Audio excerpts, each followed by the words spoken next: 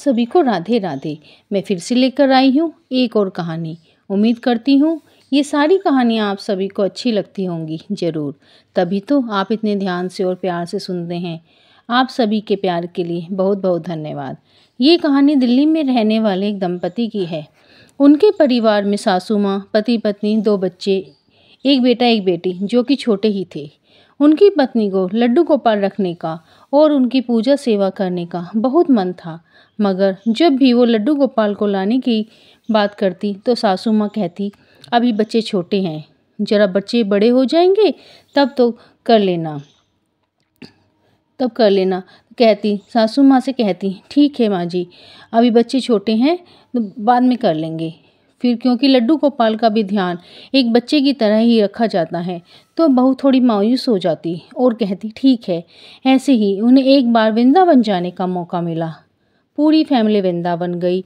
वहाँ जब वो मंदिर जा रहे थे तो वहाँ की दुकानों में सजे धजे राधा कृष्ण लड्डू गोपाल थे, तो वहाँ तो ऐसा मन करता कि बस खड़े होके उन्हें निहारते ही रहो, जैसे वो कह रहे हों कि मैं भी आपके साथ चलूँगा। वो सब मंदिर गए। दर्शन करने के बाद जब वो वापस आ रहे थे तो एकाएक उनकी सासू माँ बोली, बहू रुक, तुझे लड्डू गोपाल की सेवा करनी थी ना, तो यहीं से गोपाल जी ले लेते हैं।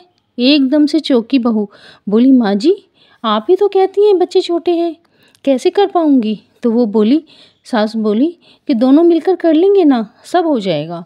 बहू भी बहुत खुश हो गई। उन्होंने एक प्यारा सा सुंदर सा लड्डू गोपाल का विग्रह लिया और घर पर आकर उनको विधि विधान से विराजमान कर दिया। अब तो सास बहू गोपाल जी की सेवा में लगी रहती।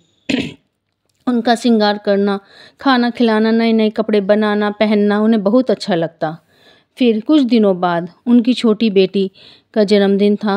दादी प्यार से पोती के लिए पायल लेकर आई और अपनी पोती को पहना दी। वो छोटी सी बच्ची पूरा दिन पायल पहनकर पूरा दिन घर में छम छम करती हुई इधर से उधर भागती दौड़ती 2-3 दिन यूं ही बीत गए। फिर बच्ची की माँ बोली, बेटा पायल उतार दो, कल स्कूल जाना है। तो उसने अपनी माँ के कहने से पायल उतार दी और वहीं एक तरफ रख दी।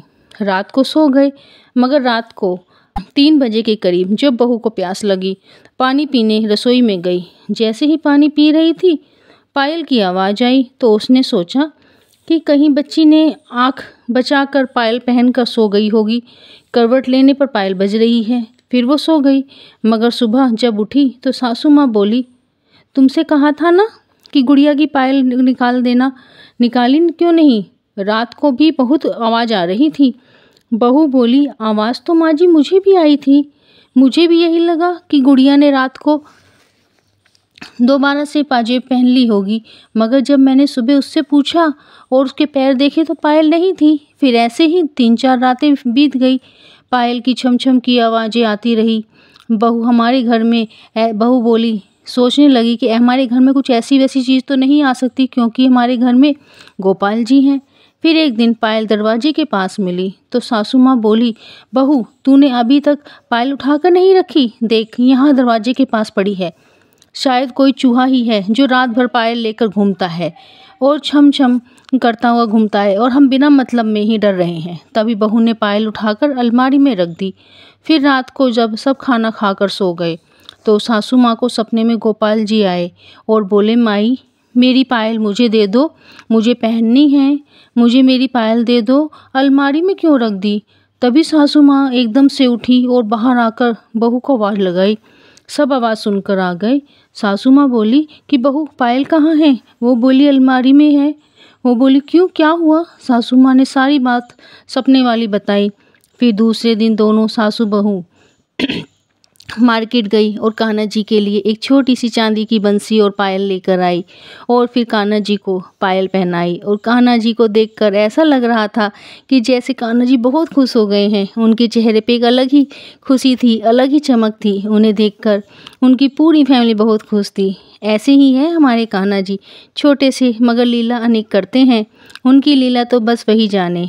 उनकी एक प्यार भरी मुस्कान पर सब कुछ नौछावर है। अगर आपको ये कहानी अच्छी लगे तो कमेंट में राधे राधे ज़रूर लिखना, लाइक सब्सक्राइब करना अगर अच्छी लगे तो। फिर मिलेंगे एक और नई कहानी के साथ। राधे राधे।